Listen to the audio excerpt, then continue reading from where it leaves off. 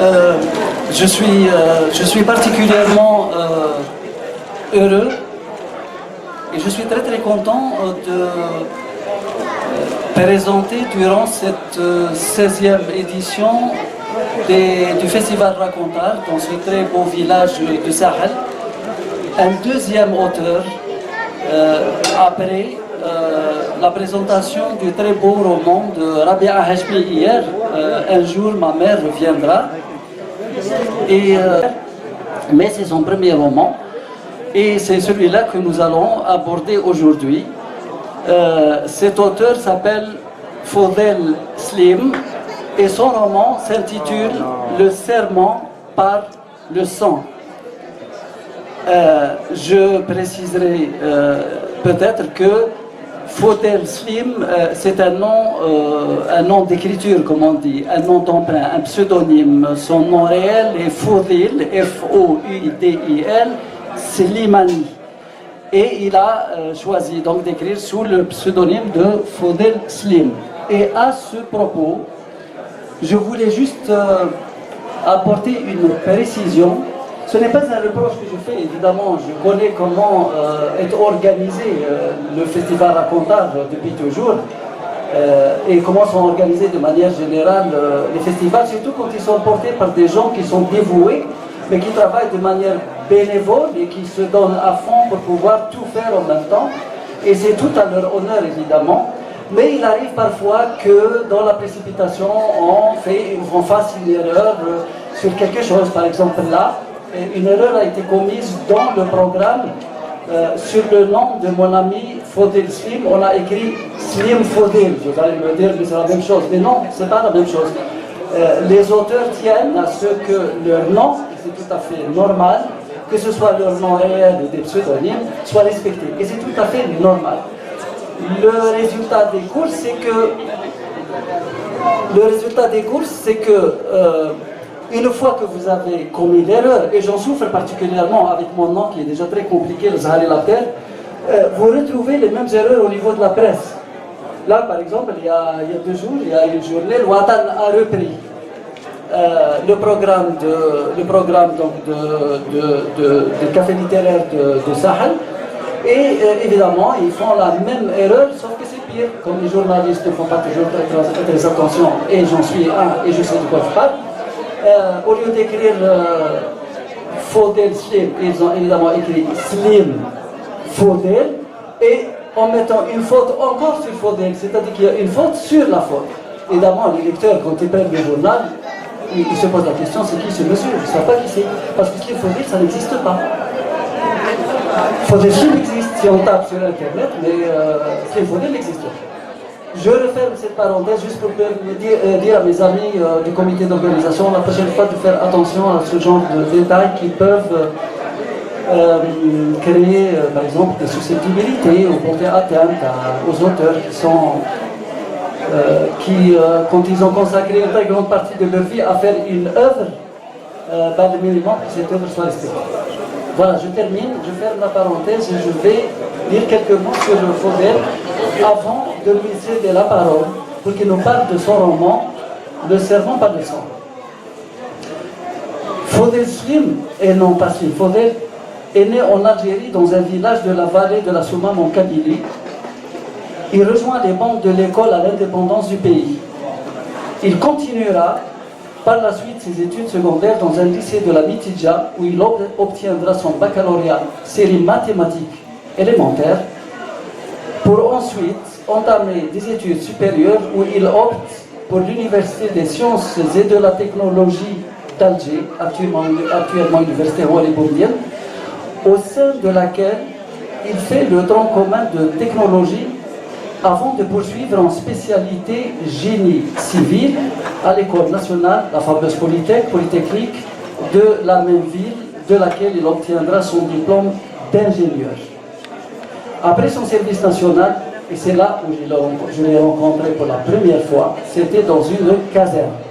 Je suis très content qu'après l'avoir rencontré dans une caserne, je le rencontre aujourd'hui dans l'un des meilleurs et des plus grands festivals culturels de ce pays. Et en plus, en pleine révolution du peuple algérien pour mettre fin au système inique qui nous fait tout ce qu'il fait depuis toujours. Je continue, après son service national de 2 ans au cours duquel il aura travaillé sur des chantiers de bâtiments et de routes. Il est recruté par un bureau d'études de technique étatique qui lui confie son service structure qu'il dirigera pendant 5 ans. Il rejoindra enfin le secteur de l'éducation nationale comme professeur des filières techniques mathématiques du lycée. Passionné dès son jeune âge par la lecture, Fodel Slim profitera de sa récente retraite pour se consacrer à l'écriture. Donc nous avons devant nous un monsieur qui a fait un parcours de spécialiste dans des domaines très pointus et qui aujourd'hui rentre dans le domaine de la littérature, même si il y était depuis toujours. Mais il y rentre vraiment comme écrivain cette fois avec ce premier roman qui s'appelle donc Le Serment par le sang. Il n'a pas publié qu'un roman. Il est aussi poète, je l'avais dit. Il a publié 2 recueils de poèmes. L'un s'appelle Les Vers fanés, qui a été publié à compte d'auteur en 2016. Les Vers fanés. Et le deuxième qui s'appelle simplement Errance, au pluriel, avec S à la fin, qui a été publié en 2017. Voilà, j'ai essayé de faire court. Bien sûr, sa vie est une vie très très riche. Son parcours est très riche sur tous les plans, sur le plan professionnel, sur le plan de l'écriture, sur le plan de compte, sur tous les plans. Mais j'ai essayé de résumer ça en 2-3 minutes. Maintenant, on va passer au livre lui-même. Et je vais, comme hier, comme d'habitude, amorcer ce débat avec lui par une question. Une simple question, mais avant, je voulais juste vous dire comment j'ai fait la rencontre de ce livre. Et c'est les miracles parfois, les miracles d'Internet. Les personnes se perdent de vue pendant de longues années. Par exemple, il faut dire, depuis la caserne à aujourd'hui, on s'est vu tout à l'heure, on s'est jeté les uns dans les bras de l'autre. Parce que ça fait 35 ans qu'on ne s'est pas dit. La dernière fois, c'était à Blida, dans la caserne de l'effort, où on faisait notre service national. Et le temps a passé une génération entière, grâce à Facebook, grâce aux choses qui existent aujourd'hui. Voilà, je le retrouve. Et un beau jour, il me dit, je t'ai envoyé mon livre. Par une amie commune, qui me l'a ramené à la rue du Douche Mourad, en pleine marche d'un vendredi, en me disant voilà, faut dire qu'on va se dire, dédicacé évidemment, et pour moi il est très très très précieux, vous l'avez deviné. Je l'ai lu la soirée même, et ça a été mon deuxième coup de cœur après Rabia Hashmi, je l'ai dit hier. Quand mon ami Hassan m'a demandé si j'avais des noms d'auteurs à présenter à Sahel, à Raconta, j'ai dit, écoute, je te propose 3 noms. Il y en a une poétesse tunisienne qui malheureusement n'a pas pu faire le déplacement. Et Rabia, que vous avez vu pour ceux qui étaient présents hier, que j'ai proposé avec grand plaisir et que j'ai rencontré. Et aujourd'hui, c'est Fodel. Je n'ai pas hésité à le dire parce que je trouve que ce livre, ce premier livre, c'est vraiment un bijou. D'abord parce qu'il est écrit merveilleusement bien. Deuxièmement, parce qu'il nous raconte ce que j'aime par-dessus tout personnellement, et vous comprendrez pourquoi, parce qu'il nous raconte une histoire d'amour. Une très très belle histoire d'amour. Mais pas que. Une histoire d'amour, une histoire de séparation, une histoire de rencontre, une histoire de destin croisé et décroisé. C'est vraiment un petit bijou de littérature. Et il a été publié à Djeïa aux éditions Talantikit. Et j'espère qu'il connaîtra beaucoup de succès à l'avenir, ainsi que ces autres ouvrages qui sont en préparation. Alors je vais dire simplement à Fodel ceci.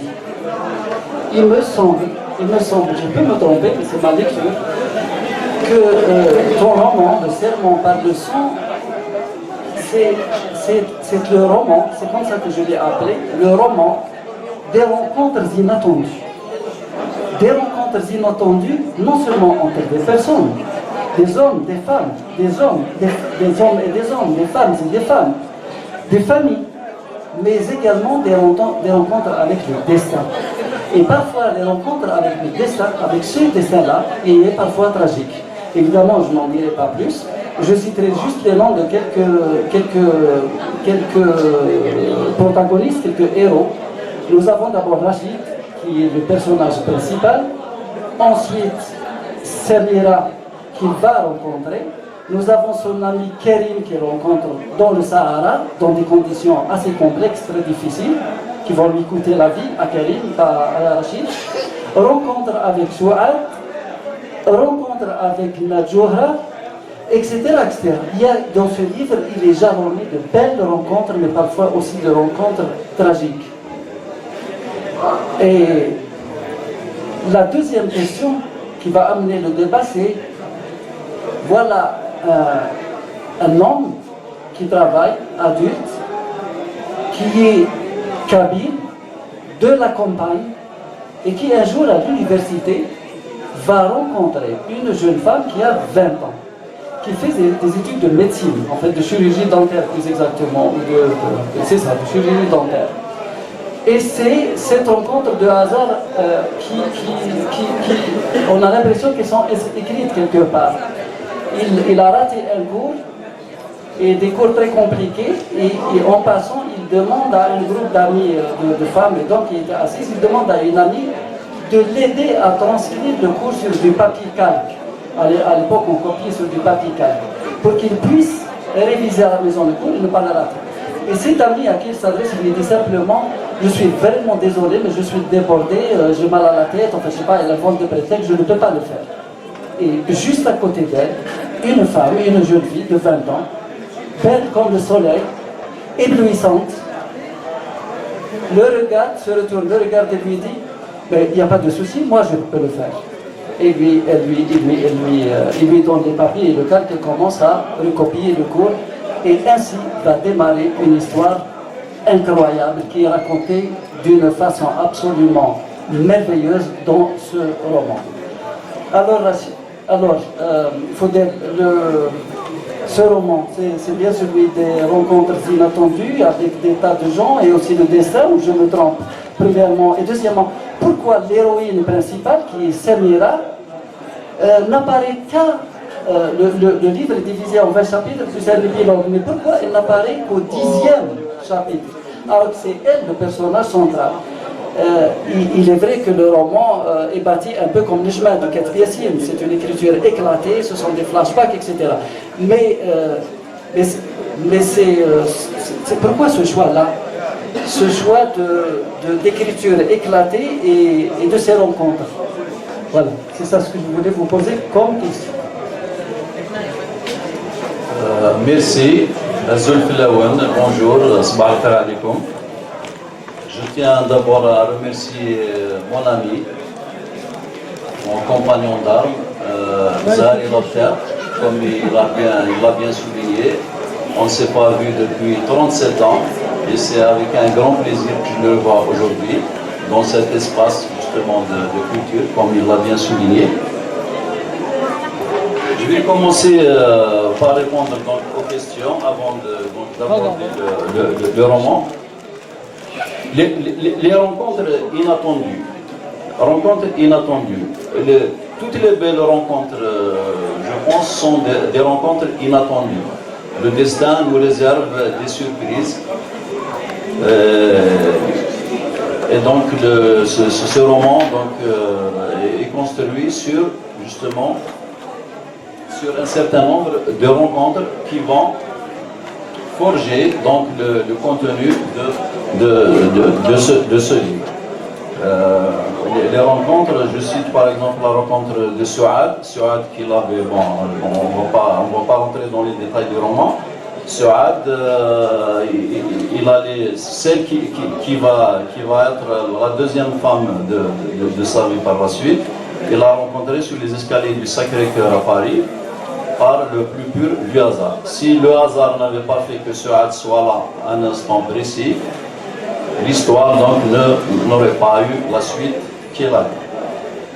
Pour la deuxième question, pourquoi Samira, qui est un des personnages clés du roman, n'apparaît qu'au 10e chapitre? Pour vous dire vrai, moi, comme M. Lofter l'a souligné, j'ai un profil à la base scientifique et technique, donc je suis ingénieur. Comment je suis venu à l'écriture? Donc je n'ai pas fait littérature, je ne suis pas un spécialiste de la langue. Je vous dirai simplement que c'est un rêve d'enfant. Étant enfant, pour moi, l'auteur de mes livres, les auteurs de mes livres, c'était comme des dieux. C'était un mythe. Pour moi, un auteur, c'est vraiment une personne inaccessible, surtout à l'époque. Hein, il n'y avait pas Internet, il n'y avait pas les réseaux sociaux, donc on n'avait pas accès aux auteurs comme on le fait maintenant à travers Facebook, à travers les emails, etc. J'ai commencé l'écriture juste après ma retraite en 2015. Début 2016, j'étais sur les réseaux sociaux et je croise par hasard un post d'une amie, je ne me rappelle plus, qui a posté donc un lien sur un éditeur sur le net qui propose de publier gratuitement au format papier et numérique les auteurs. Comme j'avais un certain nombre de poèmes que j'avais faits dans les années 2000, j'étais sur des forums, je partageais mes poèmes, je me suis dit pourquoi pas, et c'est là que mon aventure a commencé. Donc j'ai publié mon premier recueil de poèmes qui est les Vers fanés sur le net, auprès d'un éditeur du net. Bon, par la suite j'ai résilié, bon, on ne va pas rentrer dans les détails, vous savez les arnaques qu'il y a sur le net avec ce genre d'éditeur, j'ai résilié par la suite. Bon. Et après la publication donc, de ce livre, certains amis m'ont dit pourquoi ne pas publier un roman. Je n'avais aucune idée de ce que j'allais faire. J'ai ouvert un dossier sur mon disque dur que j'ai appelé Bribes. J'ai écrit 2 chapitres. Ultime souffle dans le désert, qui est dans le livre. Hein. C'est une histoire qui m'a été inspirée par quelqu'un pendant que j'étais à l'armée. Ensuite, Survol du désert. Je ne savais pas comment continuer par la suite. Je n'avais aucune idée. Je n'avais pas de plan préalable. Voilà, un plan de l'histoire, un scénario. Par la suite, les idées venaient au fur et à mesure. Ce qui explique justement la construction de ce roman qui ne se fait pas dans un ordre chronologique, de manière séquentielle. Il est construit par un certain nombre de flashbacks. Donc le roman déjà commence à peu près au milieu de l'histoire. Ensuite on revient en arrière, etc. D'ailleurs le lecteur est un petit peu bousculé en lisant ce roman. Il doit faire comme un petit effort de montage à son niveau. Et Samira, elle n'était pas dans le scénario qui est venu par la suite. Samira n'existait pas. Je suis arrivé à un moment où j'ai bloqué. L'histoire allait se focaliser sur Souad, qui ne viendra que par la suite. Il fallait trouver une clé. J'estime que chaque œuvre a une clé. Sinon, elle tombe dans la monotonie. Une histoire simple d'amour où il n'y a pas de problème, etc., n'offre aucun intérêt pour le lecteur. Et Samira, pour moi, c'était la clé. Et c'est pour ça qu'il n'est venu qu'au 10e chapitre, que par la suite. Une fois que j'ai créé le personnage de Samira, le reste est venu facilement. Donc, la première publication de ce roman ne s'est pas faite en Algérie. J'ai d'abord publié le roman auprès d'un éditeur du net. Et la première publication s'est arrêtée 4 chapitres avant. Elle s'est arrêtée au chapitre Inaminas. J'avais fait une chute ouverte au roman. Je voulais laisser au lecteur la possibilité d'imaginer donc la suite à donner à cette histoire. Ensuite, certains amis m'ont dit nous on ne peut pas l'acheter sur le net, il coûte cher, il faisait 13,2 €, je crois, donc il fallait d'abord avoir une carte Visa, etc. Ils m'ont dit pourquoi ne pas le publier ici en Algérie pour le mettre donc à la disposition des lecteurs algériens.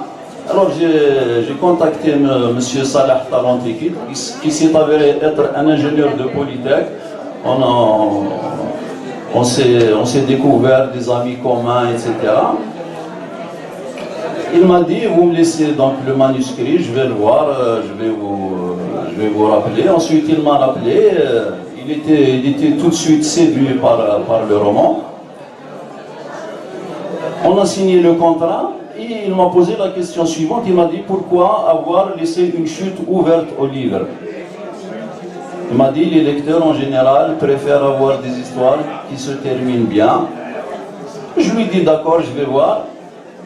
Et j'ai donc rajouté 4 chapitres, donc une trentaine de pages. Au début, donc, le livre avait 137 pages, maintenant il y en a 165 au format de poche.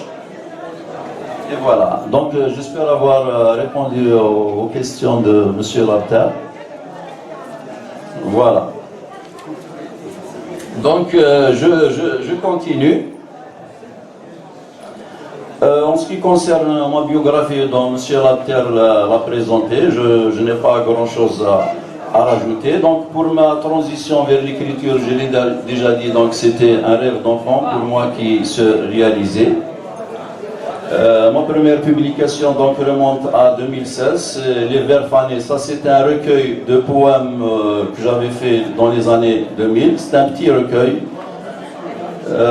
Ensuite, l'étudiante, c'est l'étudiante Houria Bougada. Elle a eu sa thèse avec la mention 16 et quelques.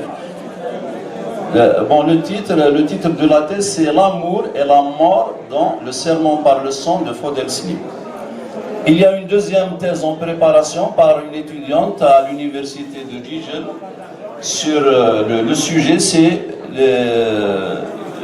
les styles de narration dans le roman de Fodel Slim. Elle va soutenir incessamment. Voilà.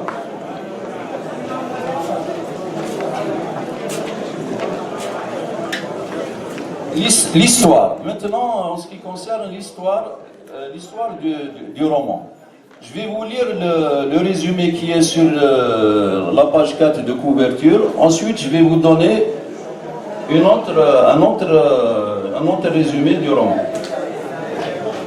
Le serment par le sang. Rachid, étudiant originaire de la compagnie Kabyle, fait la rencontre d'une jeune Algéroise issue d'une famille bourgeoise à l'université. Capricieuse, d'un caractère difficile, mais d'une rare beauté, la jeune fille s'attache à lui au mépris des normes sociales et de ses parents auxquels elle l'impose. Le jeune homme devient vite pour elle, je cite, le rivage sur lequel ses vagues déferlent et le rocher sur lequel ses lames se brisent. Il connaîtra avec elle le bonheur suprême avant de voir le destin s'acharner contre lui et le poursuivre jusqu'aux confins du Sahara algérien. D'un ultime serment sur une autoroute à un ultime souffle dans le désert, Rachid va côtoyer plusieurs fois la mort. Mais pour lui, je cite, il y a des morts 1000 fois plus douces que la vie. Pris en mettant à l'avant sur sa robe et même quelques bijoux. Je veux être belle en arrivant, me dit-elle, en riant avant de monter dans la voiture. Elle avait de toute façon toujours sa petite valise avec elle, avec des tenues de rechange, si jamais sa robe se froissait en route. Elle se mit à chercher frénétiquement quelque chose dans son sac. Elle cria de joie quand elle trouva enfin son aiguille. Elle l'essuya avec un mouchoir en papier, l'aspergea d'un peu de son parfum et se piqua le doigt, puis pressa pour faire jaillir une goutte de sang. Elle n'était pas diabétique et je ne comprenais pas ce qu'elle faisait. « Mais tu nous fais quoi là ?»« Donne ton doigt, me dit-elle en simulant un ton autoritaire, ce qui ne me la rendait que plus drôle. « Tu es folle, tu vas nous tuer. Arrête-toi, alors c'est important pour moi. » Je mets mon clignotant et me garer sur la bande d'arrêt d'urgence. Ma copine Shahrazad l'a fait avec Omar, son fiancé, et on va le faire aussi, même si nous sommes déjà mariés. Je le lui ai promis au téléphone et je veux le lui annoncer en arrivant. Elle a fait quoi? Mais explique-moi enfin. Pour toute réponse, elle prit mon index, après avoir nettoyé son aiguille avec le même parfum et me piqua à me faire mal. Quand elle fit jaillir la goutte de sang, elle mit son doigt en contact du mien de manière à ce que nos sang se mélangent. Je fais le serment par le sang que tu seras le seul et unique amour de ma vie jusqu'à ma mort. À toi. J'essayais de parler pour lui dire qu'on n'avait pas besoin de tout ce cérémonial pour ça, mais elle me mit son doigt encore taché de sang sur la bouche en m'intimant de me taire. À toi, se contenta-t-elle de répéter. Elle me fit répéter plusieurs fois ce que je devais dire, car je riais et ça me déconcentrait. Je finis enfin ma phrase. Je fais le serment par le sang que tu seras le seul et unique amour de ma vie jusqu'à ma mort.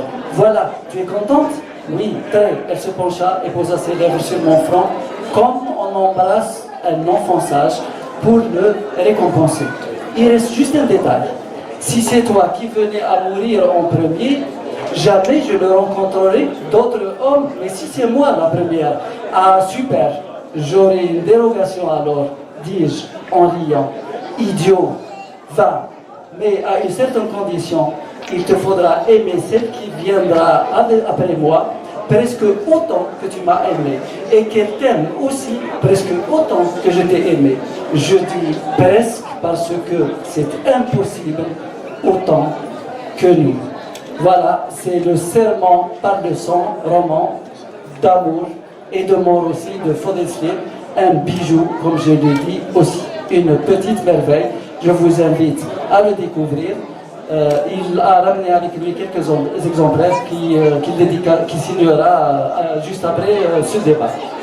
Et là, il nous reste 10 minutes, je pense que c'est bon pour ouvrir un débat. Si vous avez des questions à lui poser, il sera absolument disposé à vous répondre et avec grand plaisir.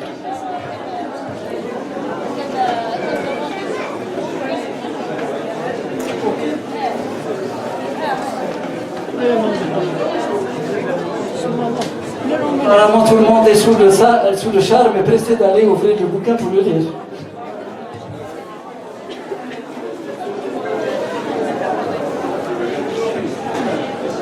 Il n'y a pas de questions? Je vais lire le poème, je te vais lire. Hein? Je vais lire pour le... Hein? Allez, tu lis un poème.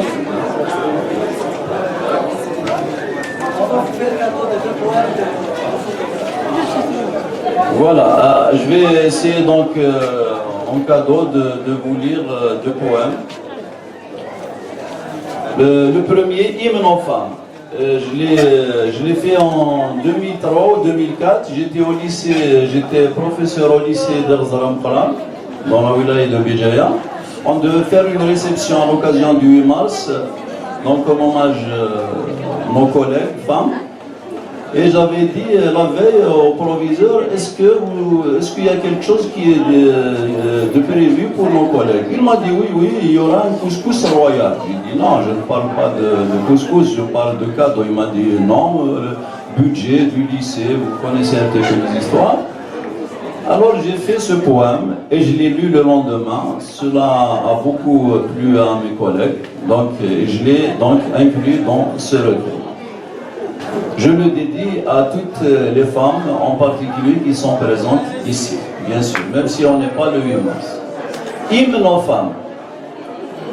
Que dire aux femmes par cette journée, du 8 mars de chaque année?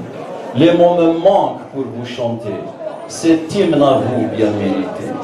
Vous êtes les mères de nos enfants, vous êtes les muses de nos chansons, vous êtes nos rives des océans, vous êtes nos rêves et nos passions. On voudrait tant vous voir un jour, briser les glaces de vos palais, jeter l'orgueil du haut des tours, venir à nous et sans détour. On vous offrirait des orchidées, des roses rouges et des genêts, des marguerites jamais fanées et des tulipes tout en bouquet. Sans vous, le jour serait la nuit et la joie de vivre mélancolie.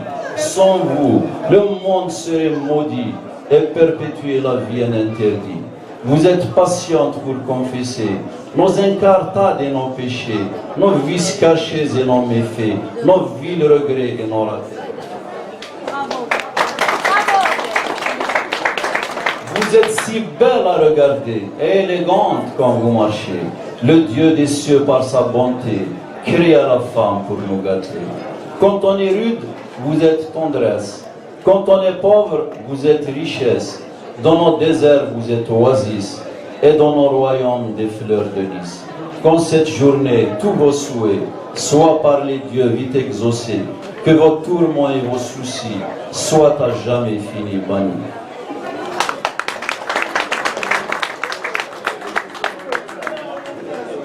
D'accord, d'accord.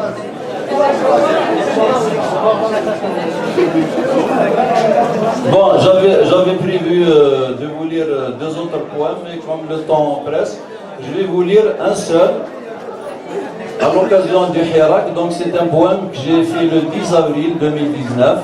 Et il sera intégré à ce deuxième recueil, Errance. Le peuple. Je suis le peuple, je suis l'eau, je suis le torrent dans les rues, je suis la rose qui éclot, je suis la graine qui se mue. Je suis l'espoir et l'éclaircie, je dessine l'aube qui suit la nuit, je suis l'étoile d'une galaxie et la révolte qui se poursuit. Je sais enfin mes vérités, que rien ne pourra m'empêcher de vous reprendre toutes mes cités. Je suis terrible une fois fâché.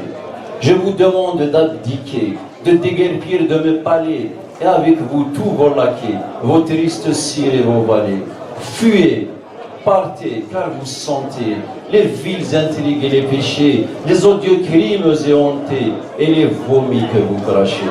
Je suis le peuple, je suis l'eau, je suis le torrent dans les rues, je suis la rose qui éclot, je suis la graine qui se meut. Je vous remercie. Avec ça.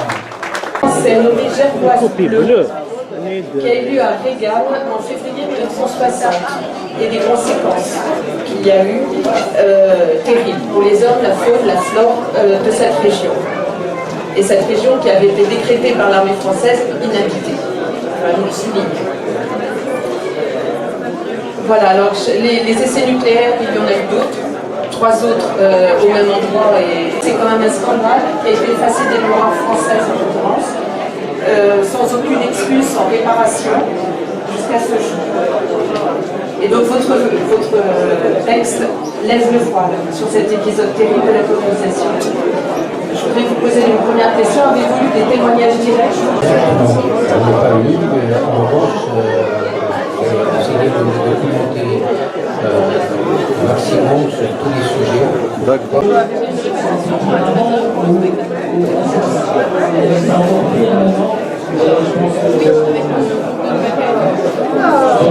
Ça va mieux quand même maintenant. Ça commence vraiment à... On le voit aujourd'hui.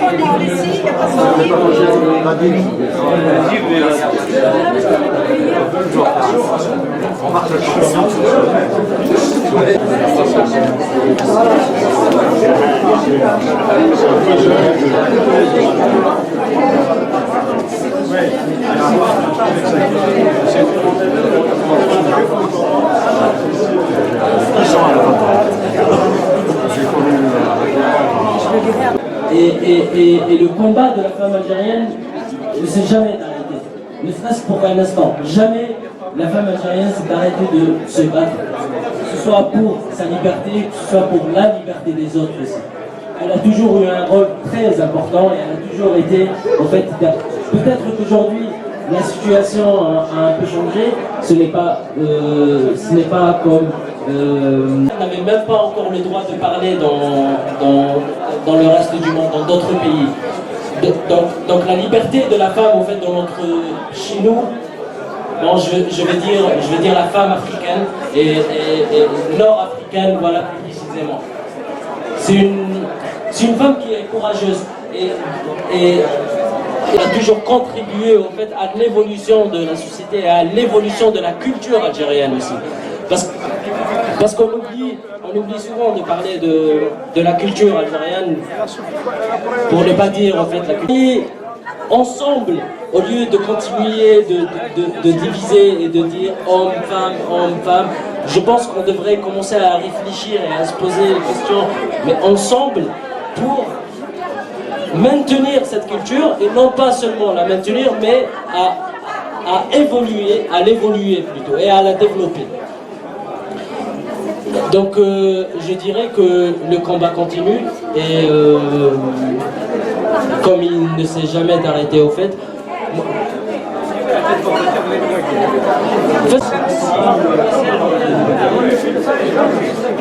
aujourd'hui, on n'a pas seulement le problème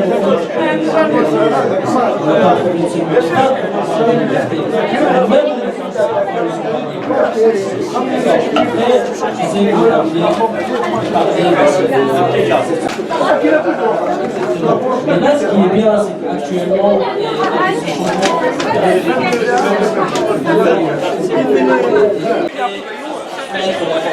parfois on a du mal à comprendre les choses, mais je dirais que c'est déjà un début. Vraiment pas qu'à partir du 22 février, que la question de la femme algérienne ou du féminisme soit au cœur de la société algérienne. Les féministes existent depuis que l'Algérie indépendante existe, et elles se battent depuis ce temps-là. Maintenant, c'est vrai que, et pour être plus précise, et je peux en parler parce que j'en fais partie, c'est un peu l'agression du carré féministe qui a fait éclater ce sujet dans la société, qui a été un choc pour certains, polémique pour d'autres, et c'est vrai que malheureusement on s'est fait agresser, mais heureusement ça a remis le débat en disant partout dans la société algérienne.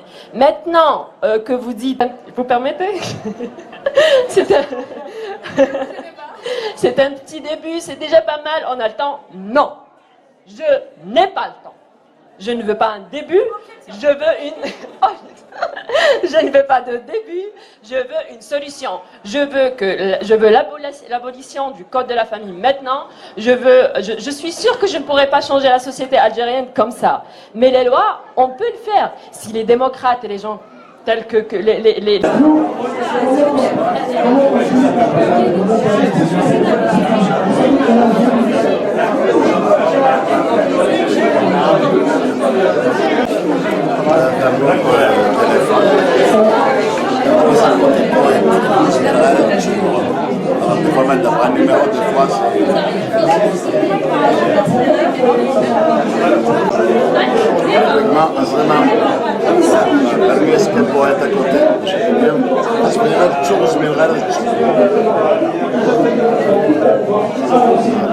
Aussi beau, pour toute information, il y a